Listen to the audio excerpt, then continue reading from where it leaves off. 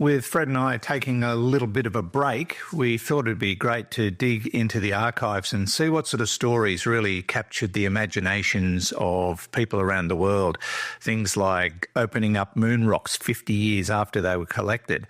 Other things like the first photographs taken by James Webb or the first image of Sagittarius A star. Those are the kinds of things we've been talking about over the years. So sit back, relax, and enjoy archival episodes of Space Nuts. Space Nuts. Hi there, thanks for joining us on another edition of Space Nuts. My name is Andrew Dunkley, your host, and today on the program we are going to be talking about the big news of the week, probably the big news of the year, and that is the first official image from the James Webb Space Telescope. It's only been announced in the last hour or two since we started recording, so it's fresh off the press or off the president's desk, whichever way you want to look at it. And Alex from New South Wales is apparently going to ask a question about the size of galaxies. That's all to come on this edition of Space Nuts. 15 seconds. Guidance is internal. 10, 9... Ignition sequence start. Space Nuts. 5, 4, 3, 2. 1, 2, 3, 4, 5, 5, 4, 3, 2, 1. Space Nuts. Astronauts report it feels good. And joining us, as always, is Professor Fred Watson, astronomer at large. Hello, Fred. How are you? Very well, thanks. Very excited with all that's going on. Oh, man, it's just crazy town at the moment. Well, it is. The astronomy world is agog. Agog, that's right. Agog. It's not a word I get to use very often. Yeah, I like agog. I think it's got a ring to it. We'll get to that in a moment. Of course, we've got plenty to talk about and some audience questions, as I mentioned. And you've got a studio guest, Fred. Are you able to share this with our viewing audience? If you're watching us on YouTube, get ready for a surprise. It's to let everybody know that he still exists. There's Muscat, our family cat, who normally doesn't come into the study here because he leaves copious quantities of hair wherever he goes. But he's been asleep there in the chair all morning and most of the afternoon, so he's still here. He doesn't say much these days. He's doing his hats proud because that's what cats do best. Yep. No, it's good to have Muscat in the studio. Right, let us get down to business. And first on the agenda is this amazing image that has been delivered by the James Webb Space Telescope. It's been a lot of anticipation about what the first image would be, a lot of anticipation about how far-reaching the James Webb Space Telescope will be in its capacity to provide deep field imagery from far, far back in the universe, and it has not disappointed, Fred. Not at all, that's right. So what we're seeing, and I would guess most of our listeners will have seen this because I think it's going to be the cover picture on the podcast for today. Yes, it really is a beautiful image of a cluster of galaxies, which, as always, has a gobbledygook name. It is SMACS 0723. SMAC stands for Streaming Motions in Abell Clusters. Okay. And Abell clusters are clusters that were catalogued by George Abell, who I knew when he worked in Edinburgh for a while. So cluster is a cluster of galaxies. But of course, like so many of these giant clusters, its mass acts as a gravitational lens, magnifying and distorting the images of galaxies in the far distance behind it. And so this particular cluster shows up beautifully in, the kind of colours that you would expect. So, as you know, the James Webb Telescope is an infrared telescope. Excuse me. So it can look at the image in various infrared wave bands. And what you can do is sort of equate those to visible light wave bands so that things that are in the far infrared show up as red in the visible. Things that are, in the mid-infrared show up as white. Things that are in the near infrared, in other words, not much redder than red. They'll show up probably as blue. I'm not quite sure how they did the color balancing in this image, but they've got it absolutely right because the nearby stars are blue. The relatively nearby cluster of galaxies is white, and the distant ones, as you might expect it, because they're highly redshifted, they look orange in color, and again distorted. So we're looking back here, it will be, well, the nearby cluster is 4.6 billion light years away. The one beyond it could be double that. I haven't seen the results of that, but it's a long way off. And what I think is most telling about this image, so this is being called Webb's first deep field image. And you probably remember, because we've talked about it before, the Hubble Telescope produced a number of deep field images, deep being how far into the universe you're looking, how far into the past you're looking. Yep. And there was the deep field, the Hubble, I can't remember what, the ultra deep field I think was the last one. There were a number in between as well.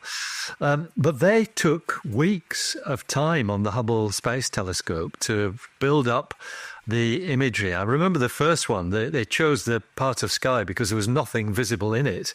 And so they observed it for several nights or several days, because it doesn't matter in a space telescope, and finally got these deep fields. But it took up to weeks to get them.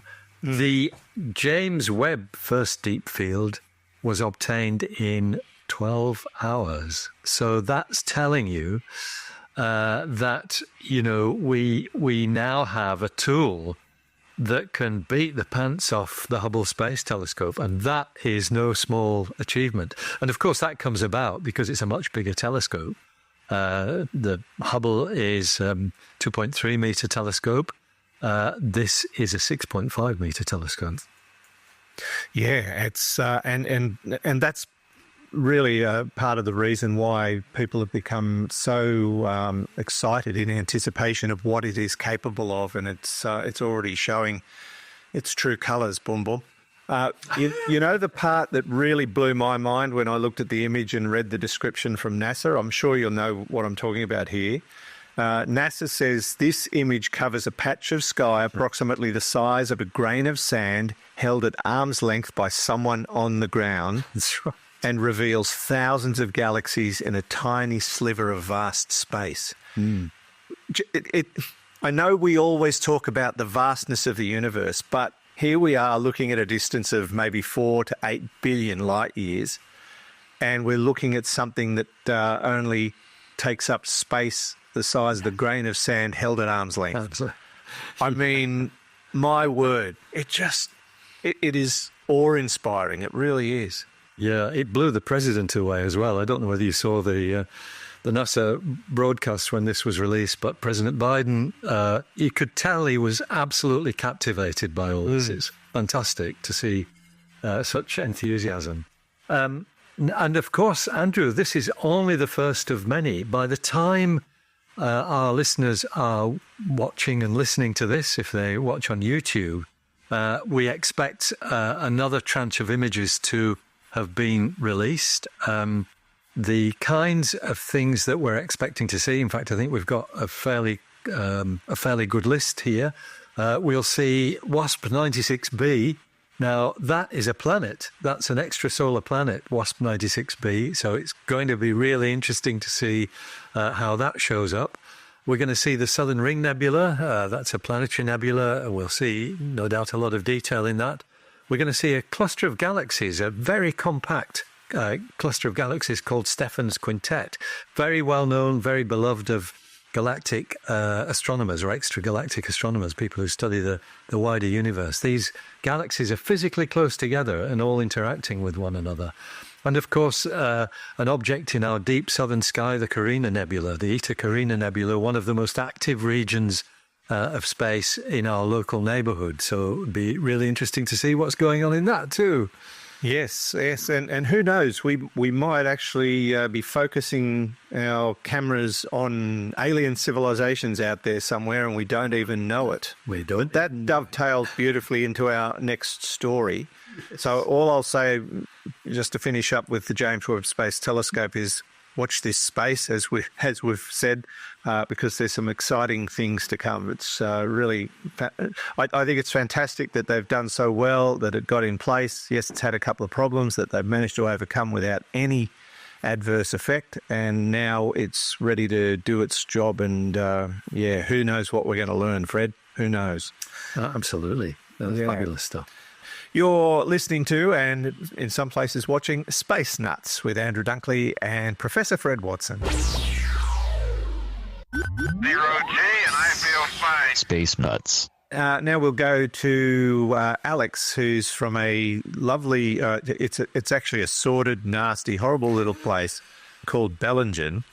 In New South Wales. It's actually a glorious part of the world. Well, it's delightful, Yeah. Alex is asking about galaxies. This is really good too. Hi, Fred and Andrew. It's Alex from Bellingen. Congratulations on your 300 shows. May there be many more. Okay, straight into my question. It's about the apparent size of galaxies. It's common understanding that the further away an object is, the smaller it appears to our eyes. I guess you could say the object's angular size reduces with distance. Just look down a long straight road lined with power poles, and the poles appear smaller the further away they are. But I've heard this seemingly obvious relationship between distance and apparent size does not apply to galaxies. Well, it does to a point, but at some distance away from us, the apparent size of galaxies stops getting smaller and then begins to increase the further from us they are. Have I heard that right? And if so, how the heck does that work? Thanks, and keep up the good work. All the best. Oh boy, you tell us, Alex. That sounds bizarre, Fred. It does, doesn't it? It's an extraordinary thing, but it is actually true. And it's a real illustration of the fact that we live in a universe that has peculiar properties, and it's basically the fact that we live in an expanding universe that causes this phenomenon to happen. Because if you go through the mathematics, and actually there are places on the web where you can find some nice diagrams that show how this works. The further away you look, you get to a certain point beyond which things don't look any smaller. Because because the universe is expanding. That's the best way to put it. So if you imagine, think about our Andromeda galaxy, our nearest neighbour, which is altogether something like 2 degrees on the sky, at its distance of about 2.5 million light years away. So if you started, we envisage Andromeda, we know what it's like. We've all seen pictures of the Andromeda galaxy, beautiful elongated spiral because it's tilted over towards us. 2.5 million light years away. If you took that galaxy further and further away, of course, it would start looking smaller and smaller because it's getting further away. The laws of physics work pretty normally over small distances. But once you get to a distance which is actually, it's the distance varies because it depends on your model of the universe. But I can give you the technical answer. It's at a redshift of about 1.5. And that's sort of a distance that's measured in billions of light years. We're probably talking about something like 8 or 9 billion light years. Once it gets to that distance, it hits a minimum size, which is about 1,000th of a degree. Remember, it's 2 degrees at its present distance, but it gets down to this 1,000th of a degree mark. And even though then, keep on moving it away, it doesn't actually get any smaller. In fact, it starts getting a bit bigger. And that is totally bizarre. But it's just about the way light behaves in an expanding universe. Wow. And is this something that would be able to be demonstrated by the James Webb Space Telescope? Exactly so. I think we'll see physical proof of this happening with the James Webb Space Telescope when they find that there are galaxies that don't seem to get any smaller, even though you're looking at them further and further away. Quite incredible. That's the same effect I have when I hit a golf ball. It doesn't get smaller or smaller. It stays about the same size, Yes. which suggests I'm not really hitting it very far at all. Never mind. If you hit it Thank far you, enough, Alex. it will start getting bigger. It's coming back to you. Yes, absolutely.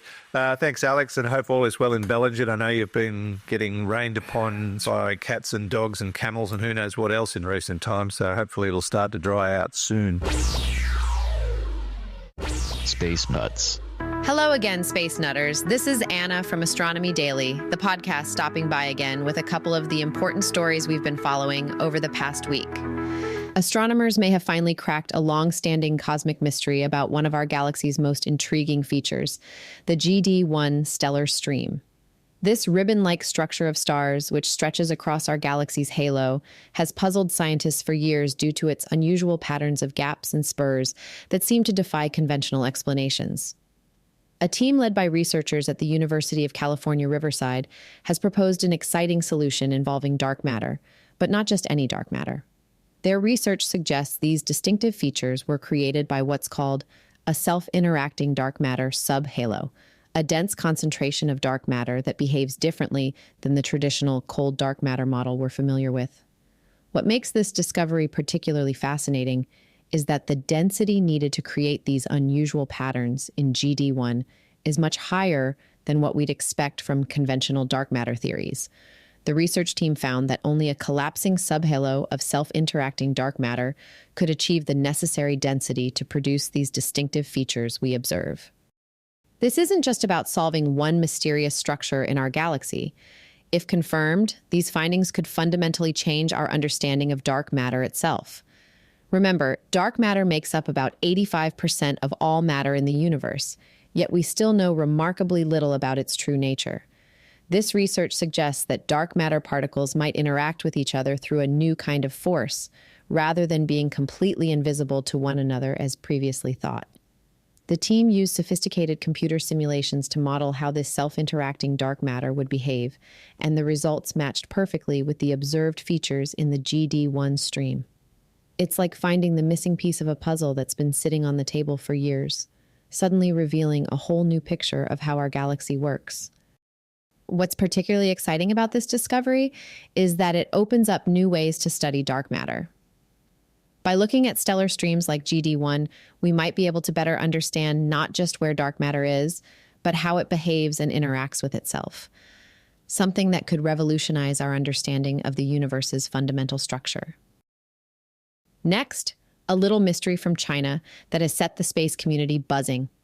In a remarkable display of technological advancement, China's space program has taken a significant leap forward, conducting tests of 5 different rocket engines all in a single day.